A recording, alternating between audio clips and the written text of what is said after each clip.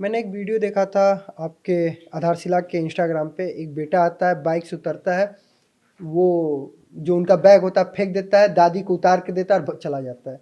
ऐसे ही होता है। बहुत सारे केसेस हैं। आया, छोड़ के चले गए। अभी कुंभ की बात कर रहा हूँ। 15 फीमेल जो गवर्नमेंट रजिस्टर्ड है उनके पास खोया पाया में ऐसे बच्चे जो अपनी माओ को छोड़ गए। 15 माएँ ऐसी थी और 10 पुरुष ऐसे थे जिनको बच्चे छोड़ गए। क्यों? क्योंकि वो पढ़े लिखे नहीं और वापस नहीं जा सकते। उनको खाली अपने ज़िले का नाम भी नहीं पता, उनको गांव का नाम पता है, उनको रास्ता भी नहीं पता है, क्योंकि जीवन भर उन्होंने कुछ भी किया होगा, अगल बगल कुछ काम किया होगा या शहर में गए होंगे, परंतु उनको बिल्कुल एड्रेस नहीं पता और बूढ़े लाचार हैं। एक केस आया रेखा द्विवेदी जी का, 4 बच्चे हैं और अच्छे पढ़ने लिखने वाले हैं, उन सब ने उनको निकाल दिया।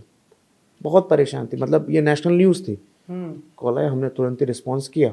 समाज के मैंने आपके एक पोस्ट को देखा था, रेस्क्यू करने वाला, जो एक माँ बाप हैं, मतलब बुजुर्ग दंपति हैं, जो किसी पुआल के पास बैठे हैं, उनका बेटा स्नान कराने आया था, वहीं छोड़ दिया। तो आपने टाइम्स नाउ नवभारत का पोस्ट था, आपने मुझे शेयर किया था कि इनके बारे में पता चल, तो क्या वो मिले, क्या हुआ? वो मिले, वो तो एक अच्छी पहल थी कि वो नेशनल न्यूज़ हो गई। क्या होता है कि जब हम प्रेशर किसी चीज़ पे पड़ता है और उसको पता है कि वो गलत है, वो ज़रूर आके उसको करने की कोशिश करता है कि मेरी समाज में इज्जत बची रहे, और वो इस वजह से वो वापस ले गया।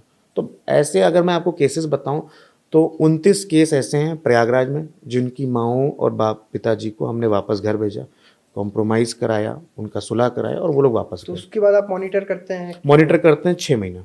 अच्छा, 6 महीने इनकी रिपोर्टिंग लेते हैं कि डोमेस्टिक वायलेंस तो नहीं हुआ, कोई ऐसा उत्पीड़न तो नहीं हो रहा, भोजन सही पे मिल रहा है, और उसके लिए भी हमने एक स्टैंडर्डाइजेशन रखा है।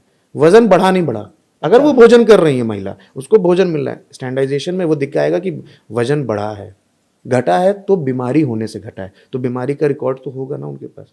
तो इस लेवल पे अगर मॉनिटरिंग करते हैं तो जाके सही रिपोर्ट आ पाती है।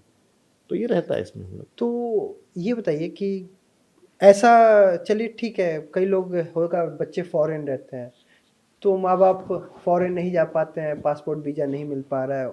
वहाँ पे कई लोग स्वेच्छा से कहते होंगे कि भाई मेरे को रहना है, क्योंकि मेरा कोई घर पे नहीं है, घर अकेला है, कहीं चोरी वोरी ना हो जाए, तो मैं यहाँ रहना चाहता हूँ। वो एक बात समझ में आती है। लेकिन कई लोग ऐसे भी आते होंगे कि घर में, मतलब डोमेस्टिक वायलेंस के अलावा उनको खाने पीने को नहीं मिलता होगा। घर के लोग ने डॉगी पाल रखा होगा, कुत्ता पाला होगा, लेकिन परिवार के जो बुजुर्ग हैं उनको पालने की उनकी हिम्मत नहीं होगी। ऐसा है क्या? बहुत सारे केसेस हैं, और मैं ये नहीं कहूँगा खाली फॉरेन, मैं ये कहूँगा कि उत्तर प्रदेश के कोई डिस्ट्रिक्ट का व्यक्ति, बच्चा जो पढ़ लिख गया है और जॉब करने के लिए बैंगलोर चला गया, दिल्ली चला गया, नोएडा चला गया, या देश के किसी कोने में चला गया, वो लोग भी ऐसा कर रहे हैं। वो आते नहीं है। मैंने 128 लोगों का 10 साल में क्रिमिनेशन खुद किया, और उनके एक एक घर वालों को सूचित किया गया कि आपके माता पिता अब नहीं रहे, कृपया करके आप इंतष्टि मांगेंगे। यानी अंतिम संस्कार करने तक नहीं आते? अंतिम संस्कार करने के लिए उन्होंने मना कर दिया कि आप अपने स्तर पर देख लीजिए। ये कौन सा ये जीवन की आपाधापी है? 128 केस है, ऐसे लिखित में है मेरे पास 128 केस, जिनमें वो लोग ने मना कर दिया कि आप अपने हिसाब से कर लीजिए, और हम लोग को फिर जो इलेक्ट्रिक वाला है उससे करना पड़ता है, और हम लोग करते हैं। उसके बाद हम उनके लिए 2 मिनट का मौन भी रखवाते हैं कि उनके बच्चों ने जो कदर नहीं की, हम कम से कम उनके लिए तो कुछ कदर कर लें, कुछ उनके लिए शांति पाठ कर लें, कुछ उनके लिए हम समर्पण व्यक्त कर लें, क्योंकि वो तो हमारे परिवार का हिस्सा हो गए। अगर 2 महीने भी कोई व्यक्ति हमारे साथ रह लेता है, कोई जानवर रह लेता है, तो हमारे मन में उसके प्रति संवेदना जाग जाती है।